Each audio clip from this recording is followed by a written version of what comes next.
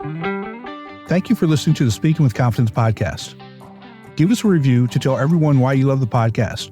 You can also download, like, and share the podcast with friends. Be sure to visit formulaforpublicspeaking.com and sign up for the Formula for Public Speaking course.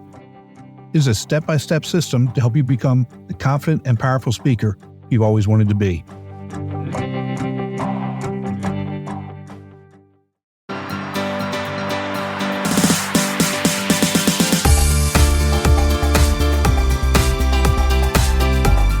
Welcome back to Speaking with Confidence, the podcast that helps you build the soft skills that lead to real results.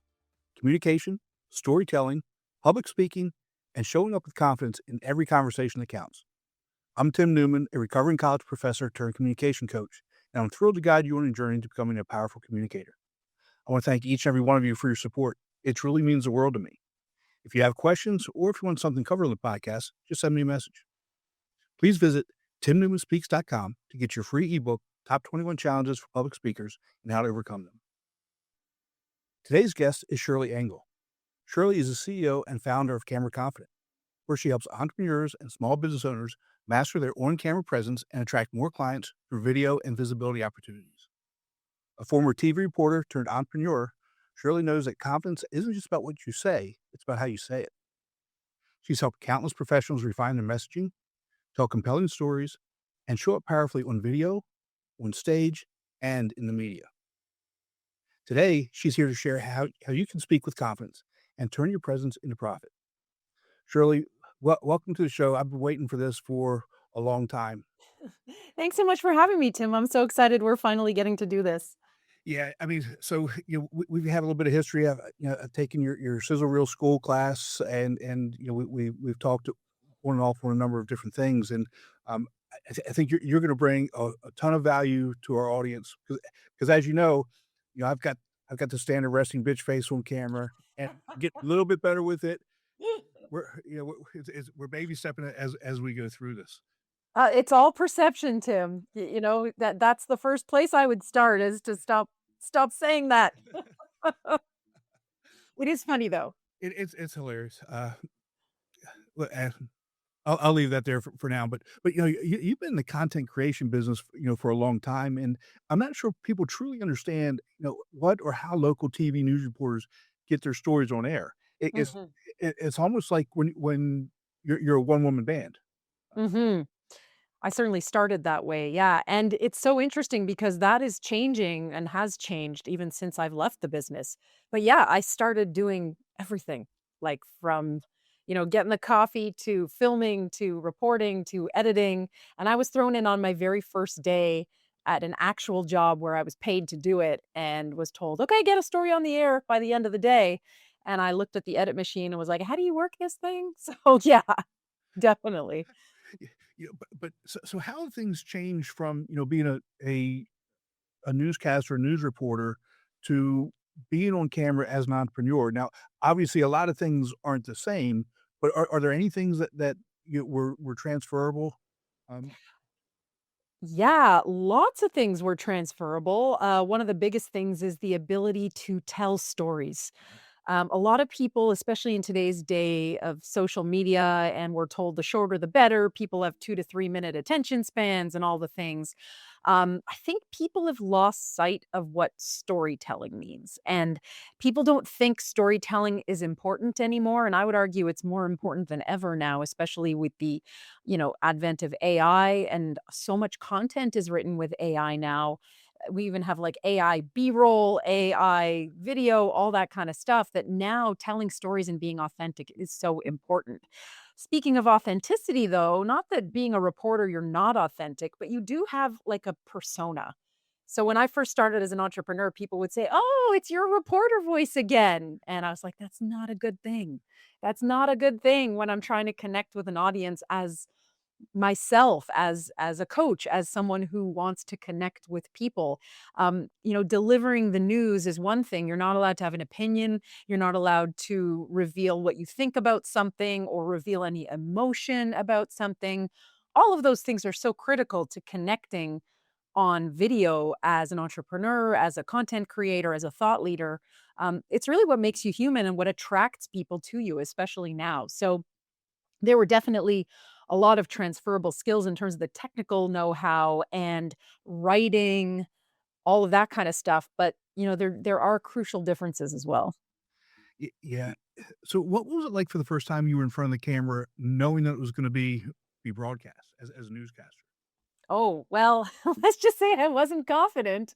You know that feeling when you're about to go on TV or on video or on camera, maybe you don't know, on TV and your heart's beating so fast that you're like, "Is the microphone picking up the heartbeat? Because this is really embarrassing," and you're convinced that people will hear your heart beating through your voice. Well, I felt all of that, and I felt very awkward, and my, um, introduction to TV journalism was a lot of being live Right. where things were happening. So there was no such thing as like a retake or a redo. And back in that day as well, not that I'm that old, but I'm old enough that it was before digital. So there were actual tapes we were filming on. So it's not like now you can just do 1,000 takes. Like we didn't have all the tape in the world. So a lot of it was just sort of, you aim for as good as you can be. And the deadline was almost a good thing because it didn't allow you to overthink it. Like it had to go out. Right. And I always encourage clients to treat their content much in the same way because if you're in your head and you're constantly thinking, "Oh, I want to do this again. I didn't like that take." People are always like, "Oh, I did 100 takes before I did that one." And I'm like, "Why are you doing 100 takes? There's no reason to do 100 takes. Yeah. Even if you mess up, it's human, right?" So that was a good introduction. And really after probably at least with me, after like the 3rd take, if it's not right and I'm not gonna use it, I have to walk away because it just gets it the emotion goes out of it. I mean, it doesn't even feel natural anymore. Yeah. So if you're going to do take after take like I do sometimes, I I have to walk away and then come back to it, come back to it later, let's just put it that way. Just Exactly. just be confident about it and just just say the thing. Say whatever it is that you're gonna say. Yeah, and say it with meaning. Say it like you were gonna say it to someone else, right? Right. Because if you're having a conversation, you don't say, "Oh, can I just take that back and say that again?" Like, we don't do that. No, So, no. it shouldn't be any different on camera. I know that's easier said than done, but it's definitely a put in the reps and you get better kind of thing. Yeah, did you have some of the same feelings going from being a newscaster to being an entrepreneur in front of the camera, knowing that there was gonna be that little bit of a transition? Not really. No, I didn't. And I think it was almost a relief to be out there. The first business that I launched was an interior design firm. And I was showing up on Instagram and I was just being me and I was doing my thing. And I actually found that I had missed it, because I had spent a few years working in executive consulting and coaching and worked in public affairs. And I was really excited to get back into it. And then I started appearing live on a morning television show as an interior design expert and just talking about design and it's kind of like riding a bike. It just came back and it was more fun because I could smile, I could emote, I could use my hands a little more. I wasn't looking straight. That's the other thing. I wasn't looking straight into the camera. I was talking to someone else. So I felt almost I would say the opposite. Like it just felt very natural, but that's because I had been doing it in a staged kind of way for so long. Right. So, we've talked about this before, for me, I like to be able to see the person who I'm talking to, and, when we're doing this, I've gotta be looking at the camera as opposed to over here looking at you and watching your facial expressions, and so Yes. for me, I lose some of the, um, some of the meaning, some of the emotion, some of those things at times. So how can we look at the camera and truly be able to be authentic and share how we wanna share so that it comes across almost natural? Yeah, and I love that you set it up that way because right now you and I are recording on a platform. We're both in boxes for those people who maybe can't see the back end. And as you're talking, I'm not actually looking at you. I'm looking at the green light because if I look at you, this is what it looks like and I lose the eye contact with the viewer, right? So that's something that even if you're not someone doing on camera stuff, if you're on Zoom calls, if you're doing client meetings, like whatever kind of speaking you're doing, people often forget that you gotta look people in the eye even virtually, And if you think about it, if you both do that, you're not actually looking at each other. The way I get around that, and this is something that takes practice, is you picture the person. Like the lens is not a lens. I always think someone's behind the camera and you're actually speaking through the camera to that person rather than talking to a lens, because I think that when you do that, you lose a little bit of that. But it is one of those kind of like walking and chewing gum at the same time, or like tapping your head and rubbing your stomach at the same time. Yeah. It's a little bit of a mind bender, but it's absolutely critical to maintain that, especially if you're recording something that's then going to go out. The view ultimately it's about the audience, it's about the viewer, and you want to make sure that the viewer experiences that as an interaction that feels natural, even if it doesn't feel natural to you recording it. Yeah, and that's what for me, that's one of the hardest things to get over, and I'm getting a lot better at it, doing this podcast for a little over a year now and having taken your sizzle reel school and learned some of those things, uh, but it's still kind of it's still kind of not natural, but I think it's just like anything else, the more you do it, the more practice that you do it, the better you get at it, right? Yeah. Absolutely. It's like, if you wanna go to the gym and you say, "Well, I can't go to the gym because 'cause I'm not in shape yet."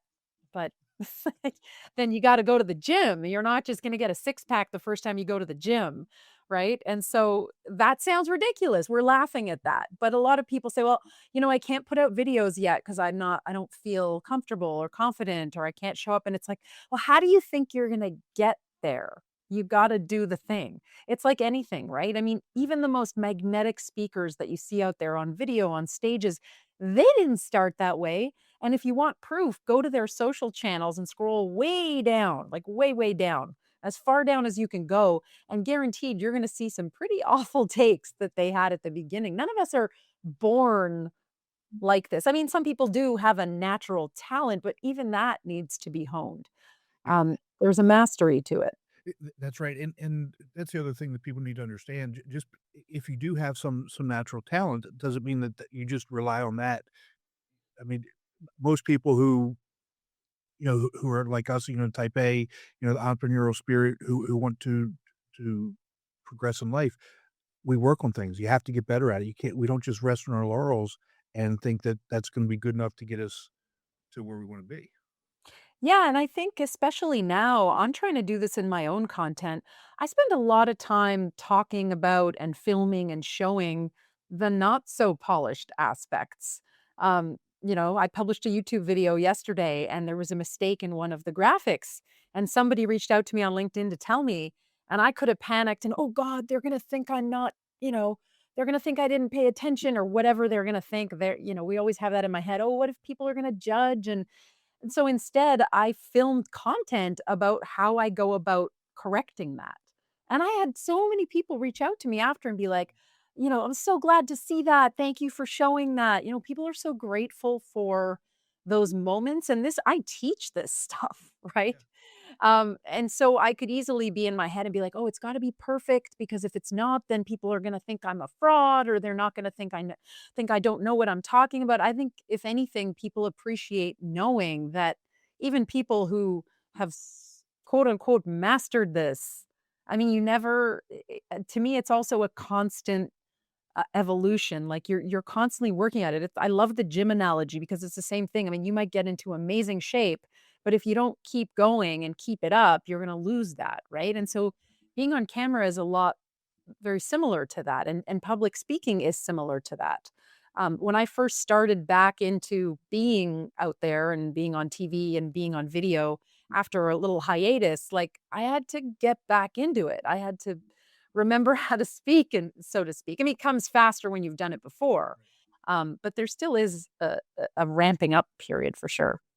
Well, I like that you talk about you know our mistakes or our mess ups or not necessarily feeling comfortable.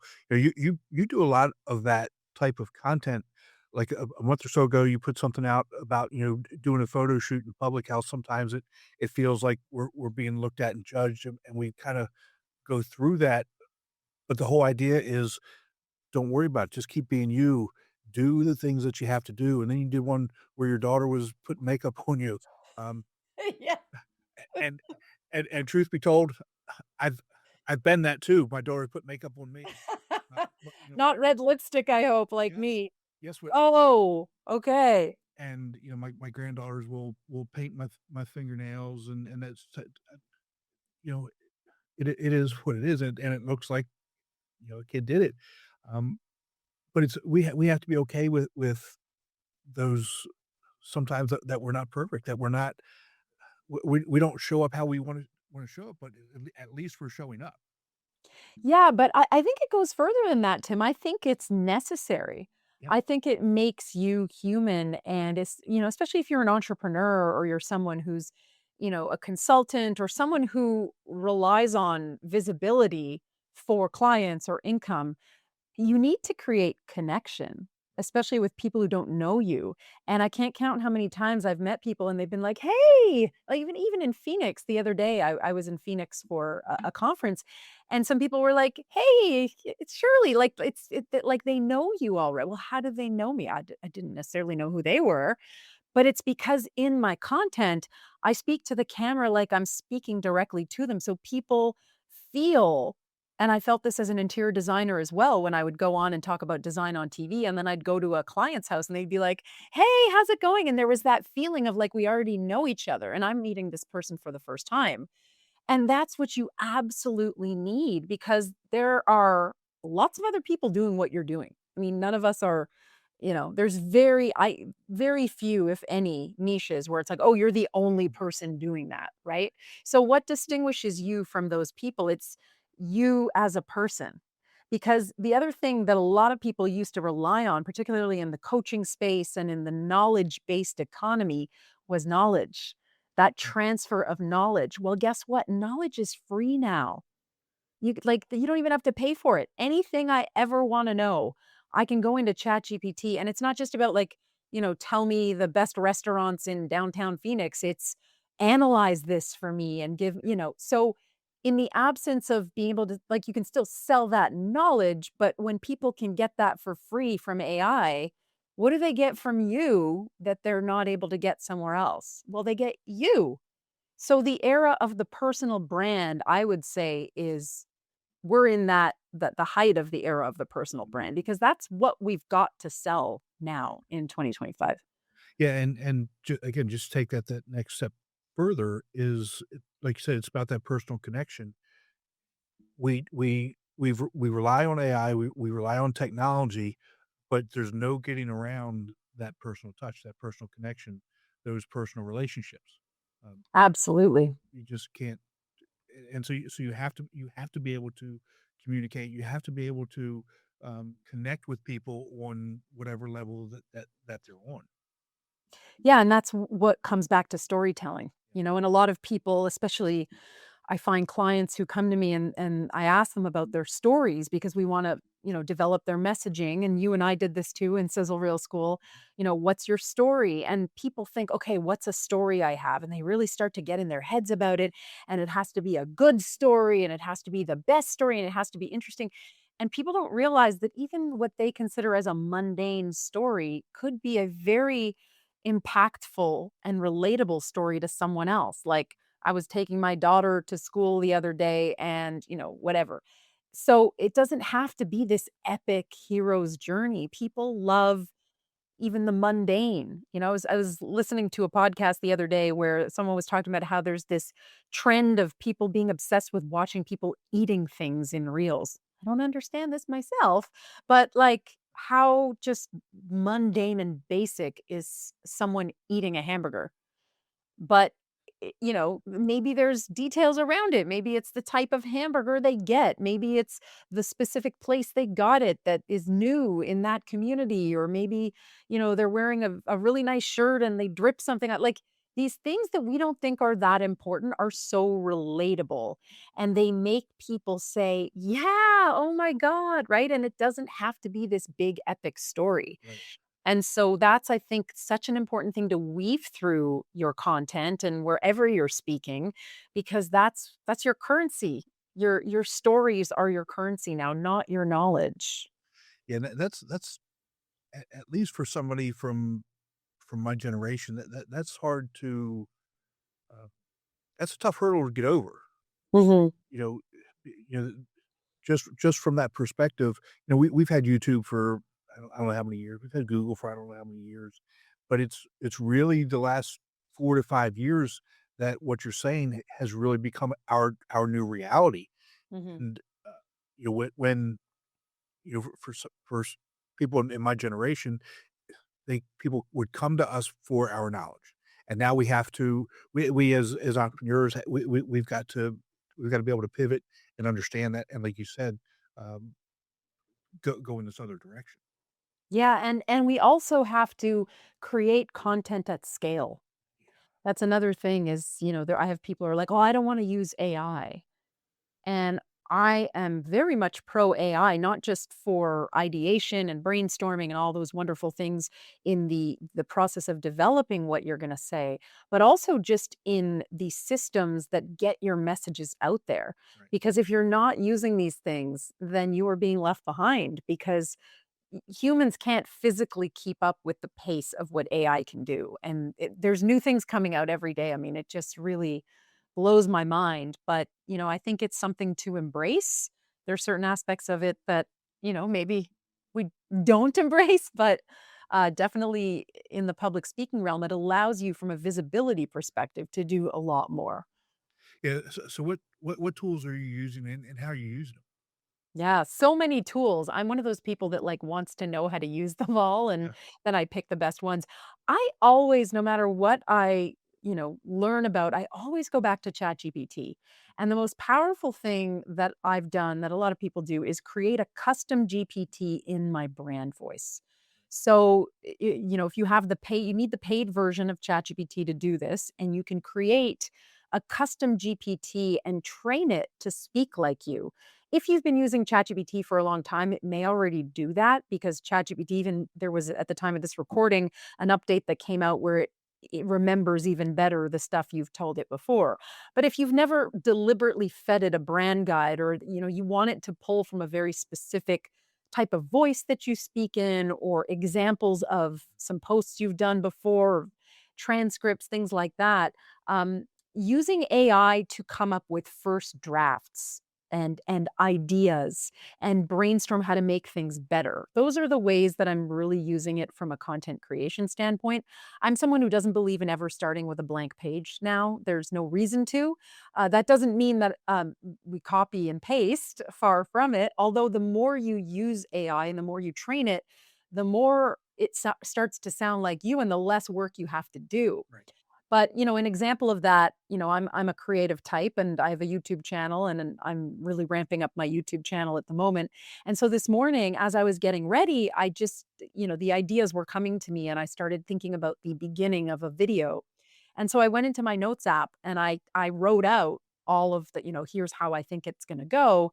And then I copied and pasted that into ChatGPT and said, okay, here's what I have so far. Can you? And I gave it very specific prompts about the type of videos I like to create and it spits back out a script. I take that script. I like to also use Claude. Claude is, I find, a better creative writer than ChatGPT. ChatGPT is very good at strategy, being strategic, helping you brainstorm, thinking outside the box. It's not always as good at writing because it tends to churn out pretty similar looking stuff. Claude is really good for that. But what I do is I use different platforms to come up with my product. And that way it is ultimately me in the end because I'm not just taking it from one source. And then as far as repurposing videos, there's lots of great AI tools. One I use in particular is called Opus Clip.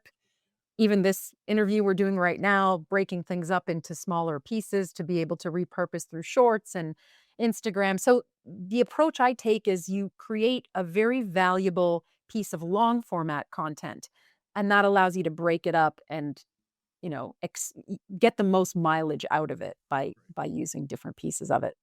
Yeah, and that's so important to understand, and then being able to take when you take this content and then you cut it up, or you have these tools cut it up, you also have to it's not just let them cut it up, that you have to make sure that it's going to work for whatever platform or whatever message it is that you're going to actually be using on. You can't just say, "Okay, it it did this one and it sounds pretty good, so we're just gonna slap it up there and hope and hope that it's gonna get the message out that we wanna get. We still have to go through it and make sure that it's, uh, communicating the message that we wanna communicate on the platform that we wanna put it on. Mhm. Yeah, and, I've developed, different methods for doing that. I find I probably use maybe 50 to 60% of the clips that it spits out, because some of them, without more context, don't really make sense. The reason I like Opus Clip is because 'cause I've tried a lot of other ones, and I find the AI, at least at the time of this recording, it's always changing, Right. I find puts out the best quality stuff. But what I'll often do is then I'll go back to ChatGPT, and ChatGPT has an option where you can press the microphone and you can play the clip. So it transcribes the clip for you, or you can copy a transcript.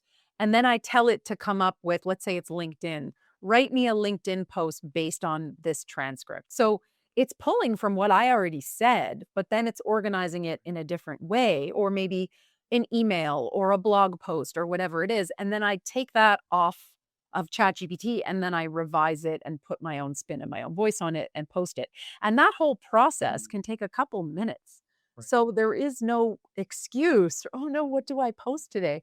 I mean, ideally we want to have content plans and have them, weeks and weeks out, but you and I both know the reality of entrepreneurship. It's hard to do that, and sometimes you have things that come up on certain days where you have something to say, and you don't wanna wait 2 weeks to say it. It's timely right now. So, I think it's a healthy mix of having stuff in the bank that you're not constantly feeling like you're catching up, you're on this content treadmill, but also leaving room for that magic where on a specific day, if you have something to say, that you're not kinda sitting on it for a couple weeks. Yeah, and I do something very similar to what you do, but I find myself a lot of times, like, if I'm working on something, I'll get a thought, which is rare, but I'll get a thought and I'll put it into ChatGPT knowing that I'm not gonna do anything with it for it could be 2 days, it could be a week, and I'll say, "Okay, let's go back and see what it came up with," and then Mm. take that and either do something with it or not do something with it, but Right. so in the past where, we all have the notes app, but for me, that's just not practical. It's just not, my ADHD just doesn't work that way. But now with ChatGPT on the phone or sitting here at my computer, like I said, I can just speak it in and move on. It takes 15 20 seconds as opposed to it me typing something in my notes app or anything like that. It'll take me 20 minutes. I Yeah, just yeah. speak it in and go and then come back to it or, in a couple days or whatever.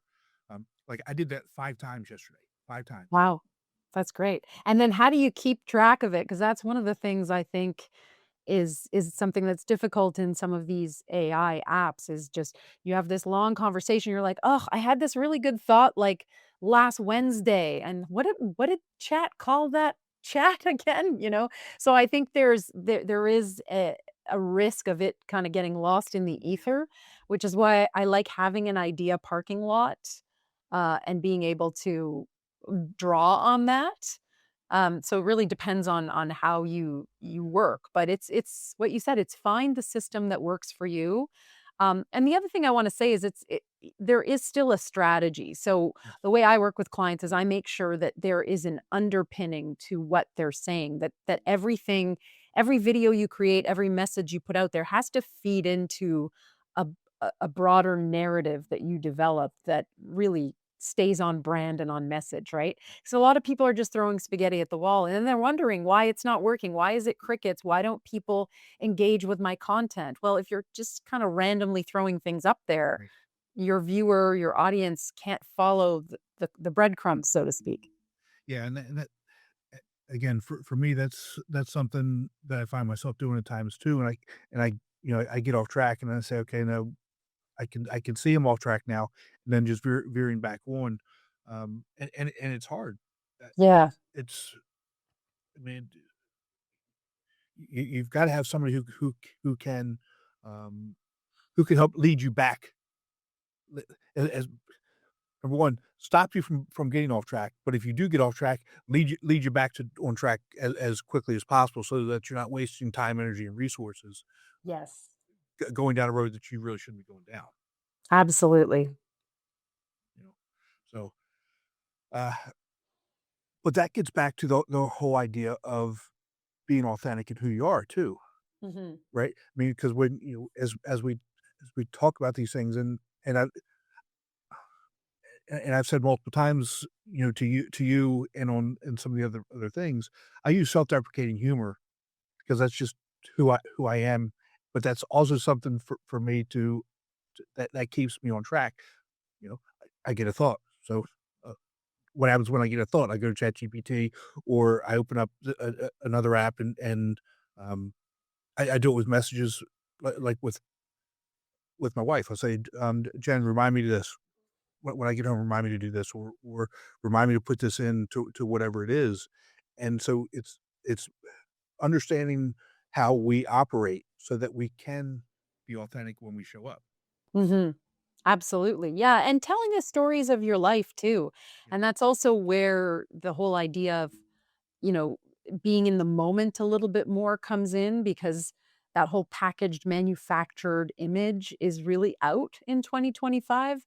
But there is a skill in making sure that even in those moments that come across that might seem like, oh, this just happened today, you still want to weave in the overall message that you have, especially as a business owner, as an right, entrepreneur, because ultimately you are marketing all the time, right? Whether you like it or not, right, that's what this is. It's marketing. People don't just show up on social media all the time for fun. They usually have, some kind of reason to do that. And that's not always a business reason. Sometimes it's a visibility reason, it's a fan base reason, whatever it is, you are expressing yourself. But they're always to really be successful at it has to be a through line, right? And so I think it's important to just not to take the time to ideate. Take those great nuggets and ideas that you get that come to you like us, creative people and people who don't always think in a linear way, but take the time to really develop that because, the iteration that's just you just throw it out there is only part of what it could be if you actually took the time to really think about, well, how does this play into my broader message and how can I turn this into, a specific type of content that can actually have a purpose, right? right, right, right. So what's your process in terms of creating content, from the idea perspective? Um, because I think you come up with really great stuff. You're no watching people eat type video type of thing. Yeah, probably not. Not on my channel. Yeah. But you always have really good ideas that make but then again, it's just me, makes me think about some of the things that I'm doing and how I go about things. So what's your process in coming up with these types of ideas? Yeah, I think it really comes down to I have 3 main pillars of all of my messaging. And you mentioned some of them off the top. What to say, so that's anything related to messaging. How to say it, that's anything related to being on camera, body language, eye contact, voice, backgrounds, and then how to create buzz. So that's, pitching media, podcasts, and stages. How to land those things, who to pitch, how, okay, you got it. That's fabulous. How do you sound good? How do you, make the most of that appearance? What do you do after? So everything I talk about falls under one of those 3 pillars. And then, being very strategic with having a really deep understanding of the audience and the people who are watching and then, I run a business. So who are the clients who I'm speaking to and what are they going through? Because I think a mistake that a lot of people make is they make their content all about them. Right? I do this or I do that or I know this, I know that. I'm going to teach you this is how I do this. And that's great, but if I'm watching as an audience member, I want to know what's in it for me.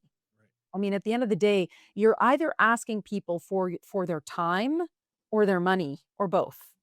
And so even if you're not a business owner, you're still asking, you're still selling.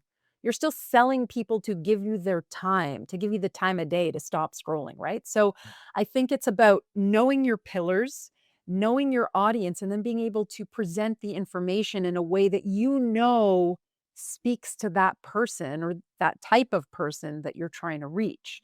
Because a lot of people I find as well kind of use the LinkedIn speak, I like to say. They don't say it in a conversational way, the way like an actual person would talk. And that was a skill I really honed as a journalist because it was beat into me. I would show up with a script and they'd be like, "What does that mean?" It means this. Okay, say that, right? So now I do that with clients. I'm like, okay, what does that actually mean? And if you think about your messaging as an onion, like there's always layers of the onion you can peel back to really get to the heart of what it is that you're trying to say. And so I think that's so, so, so important. And just rooting everything you say, and it goes back to one of those pillars in your messaging. And again, so important and so glad you said those things. I mean, you've got your pillars, but it doesn't matter which pillar you're dealing with, you have to know who your audience is. You have to know how to touch them, how to communicate with them, how they're going to receive that message. So, I mean, you could have those pillars and you could have incredible content, incredible messaging, but if you're not actually targeting the right people, if you don't know who it is that you're trying to target, it doesn't really matter. It's just going out into the ether. You just waste all the time, effort, and money. And I think another key piece of this that a lot of people don't think about, especially people who came of age in the generation of the traditional advertising. You think about the madmen in suits and they're scribbling on the back of a napkin with a cup of scotch and they're like in a back room and then suddenly they emerge and they're like, here's the campaign. And then it goes out. We live in a very democratic social media world where your audience will tell you if it's good. You don't get to decide if it's good. A lot of times I'll put something out there and I'm like, this is pretty good. And I'll put it out there and I'll be like, oh, it didn't really land. Or I'll put something out and I'll be like, oh, this wasn't very good. And it just goes, people love it. So I think that the creators that really get it and the ones that succeed and the ones that grow are the ones that are constantly analyzing, how did this land with the audience? What was the not just likes and some of the vanity metrics, but is this resonating? And if it's not resonating, that should tell you something because the ultimate deciders of whether your content is effective is not other people who are watching you and criticizing you or think they can advise you. It's the people who you're targeting. What better way to know if it's working than with your audience? And so I think that the people who really succeed are the ones who are constantly really have their finger on the pulse of what is resonating, and then you create more of that. So that means that sometimes you're not going to speak to all of your pillars equally. Right. Maybe there's a pillar that gets way more engagement, or your audience kind of use your audience and let them guide you to what they want. Because that's again one of the mistakes that entrepreneurs make is they go out there and they do what they want to do.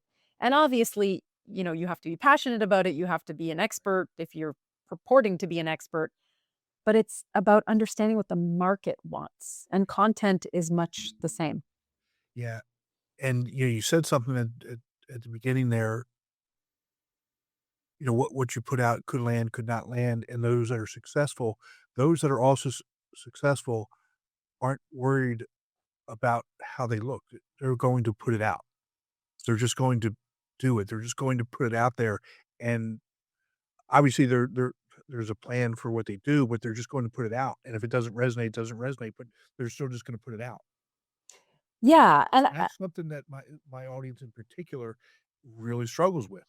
They Mhm. don't they they don't take that step forward of actually following through and doing the thing. Whether it's, um, getting up on stage, whether it's doing a video, whether it's, whatever it is, they talk about it, they prepare for it, and then whatever it is, they hold themselves back. Yeah, I see that a lot with clients as well. I'll often say to them, get off the page, it's a form of procrastination Yeah, and it's a form of staying safe. And there's lots of different examples of this, not just in me showing up on, video and in public speaking, but you feel a resistance to doing something that puts you outside your comfort zone or where your brain thinks this is not safe for me. And I think a lot of people who are looking to get out there but don't necessarily have the confidence or want that spotlight, because not all entrepreneurs want to be out there in the spotlight all the time. They want clients, but they don't want to have to, dance on video, so to speak.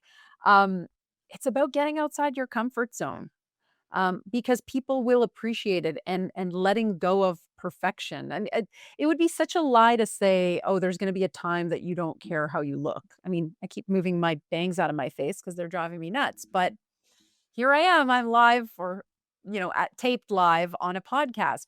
You're never going to stop caring how you look, but you are going to get to a point where you're comfortable being yourself, warts and all, as they say, in front of the audience, and your audience will reward you for that. So do you ever find yourself in that position where you have created something and you don't you're ready to put it out, but then you don't for whatever reason? All the time. There's a graveyard of reels that I have filmed over over the years that just live on my phone, and every so often I'll come across one of them and be like, "Why didn't I ever put this out?" You know? Sometimes because, it's very important to get into the habit of filming B-roll of yourself, so video of you just doing your thing, because you never know where it's gonna come in handy. So I do film a lot of things that don't see the light of day because 'cause they're, like, just in case videos. And, it is a good point to go back to some of them and see how they can be used. But absolutely, there's lots of things that I've filmed that have never been released, and I'll bet you there are probably a lot of missed opportunities in there too, of things that I just wasn't sure. Like right now, I've been doing a lot of Instagram stories lately, and, they have that 1-minute timer, and if you go beyond the 1 minute, then and what we were saying earlier, you have that line that's being traced around the circle and it's coming up to the end. But because I'm looking at the camera, I don't see when it's at the end. So I always get cut off. Well, I could get all in my head and not put it out, but I'll just be like, oops, got cut off there and just keep going. Right. It's also a way to get people to keep watching That's from good. story to story. But yeah, I mean, and how many other people are going to see that and be like, oh, that happens to me too. Exactly, Right. exactly. And you'll probably get a laughing emoji or what have you. Yep. Yeah.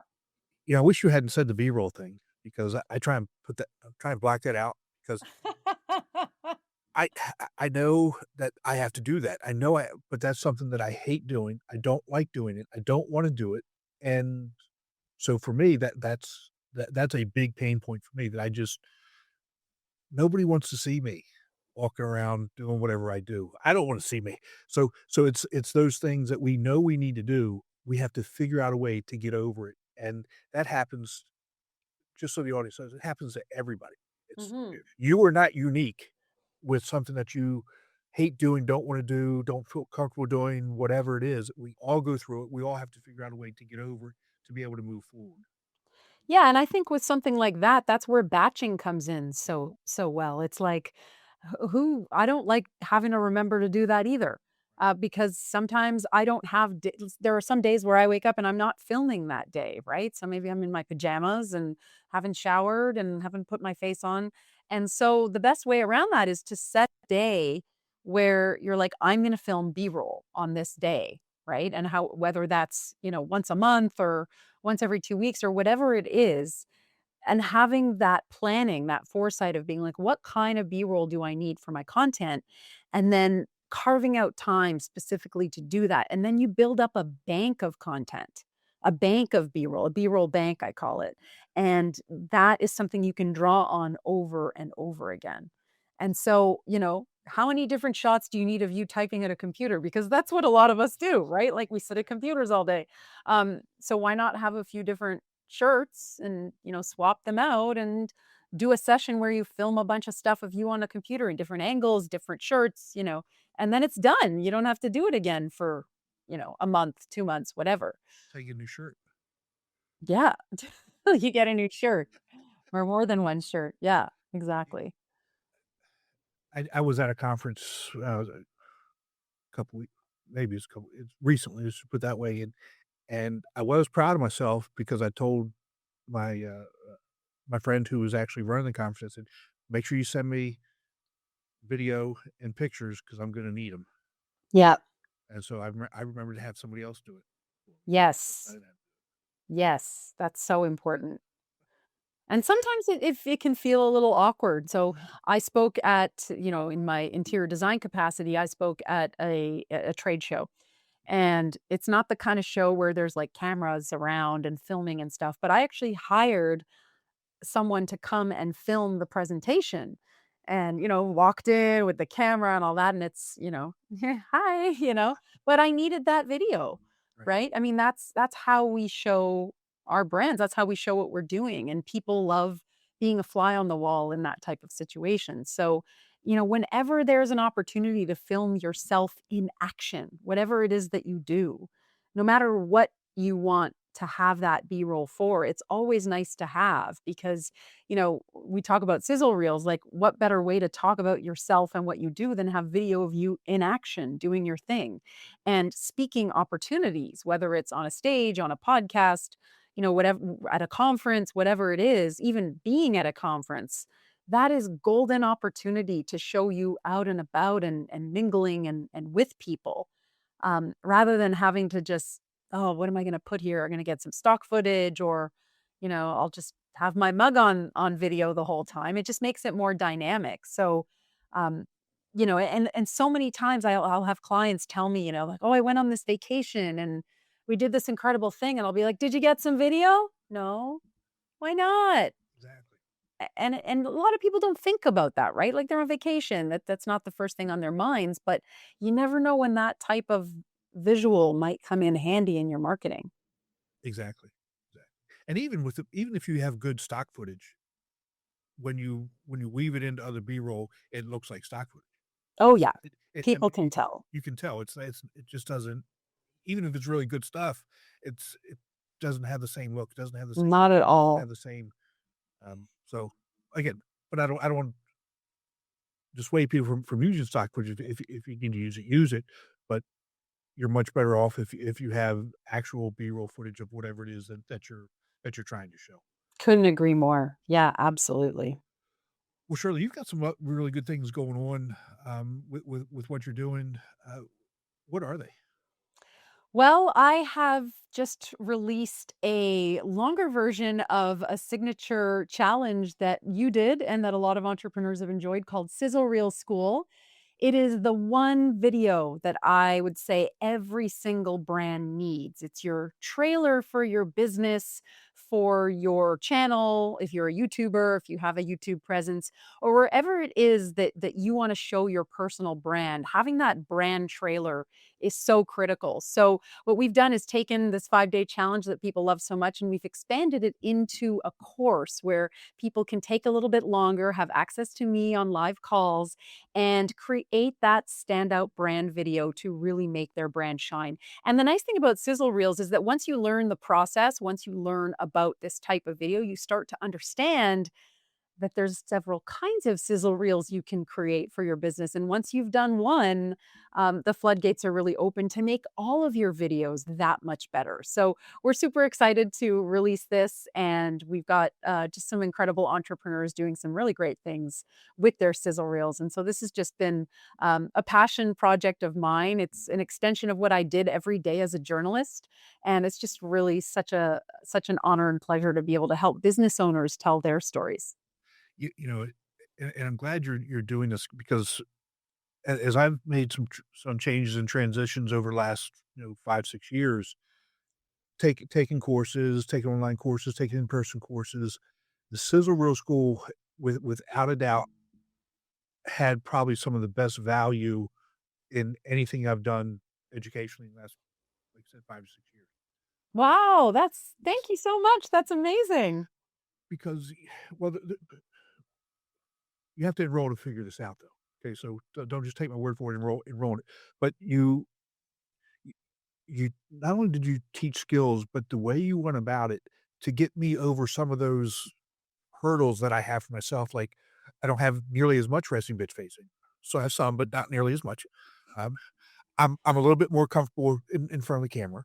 Um, And the process of building the sizzle reel is has opened my eyes up to, like you said, building for a number of different opportunities. Um, I know one of the things that you talk about is an elevator pitch, and so in my previous life as a college professor, we did those. I mean, we had I've got a process that helped them, and what if you can one of the things that I'm doing is I'm combining the whole idea of the elevator pitch into the sizzle reel to, you know, a 45-second sizzle reel. 45 seconds is all you get. And Yeah. and some of the good things have come from that, for some of my clients has been amazing. So again, en enroll in sizzle reel school. I mean, you will the value that's there is it's unbeatable. It really is. Thank you. Yeah, I mean, it's great. We'd love to have as many entrepreneurs go through this as possible because I'm really on a mission to, bring this type of skill set to entrepreneurs because a lot of, production companies, you can go outsource filming a video. It costs thousands, if not tens of thousands of dollars to create a video for your brand.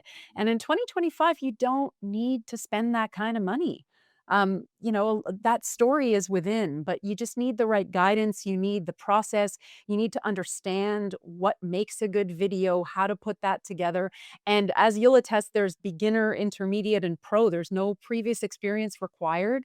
And entrepreneurs are using these reels for all kinds of incredible uses. And they're really helping people tell their stories and have this like one central place that you can direct a prospective client or someone to learn more about you. And what better way to do that than through like a movie style trailer for your Yeah. business, right? Yeah, and on top of it, they get your feedback, they get feedback from other people that are in the course. So you're getting a lot of feedback that's gonna help you get better, help you make it better, help you, build that confidence of being in front of the camera, telling that story, putting it together, and like you say, you don't need all kinds of expensive equipment, expensive computer programs to do this. It's really not that hard. Exactly. Yeah, not at all. We don't make you buy anything. Well, Shirley, that's great. I really do appreciate it. And where can people find you to register for Sizzle Reel, or if they wanted to work with you with Camera Confident or any of your other programs? Yeah, so I mostly hang out on YouTube. I have a YouTube channel which we can link to in the show notes, and would also love to hear from people on LinkedIn. They're linked to each other, so if you go to my YouTube, there's a link there where you can find me on LinkedIn. On LinkedIn, I'm Shirley Engel. My DMs are open, and I love connecting with people. So, those are usually the best places to find me. But I hang out on most of the platforms. Yeah, and again, I don't say this often, but when I do say it, I mean it. Make sure you follow Shirley because she does the content that she puts out is really good. It makes you think. It's gonna help you, um, in whatever area that you're looking for, especially with being confident on camera. I mean, she does really good stuff. Thank you, Tim. That's so kind of you. Well, take care, and we'll talk to you soon, Shirley. Thank you. Thanks so much for having me, and have a great rest of the day. You too. Be sure to visit speakingwithconfidencepodcast.com to get your free ebook, Top 21 Challenges for Public Speakers and How to Overcome Them. You can also register for the Forum for Public Speaking course. Always remember, your voice has the power to change the world. We'll talk to you next time.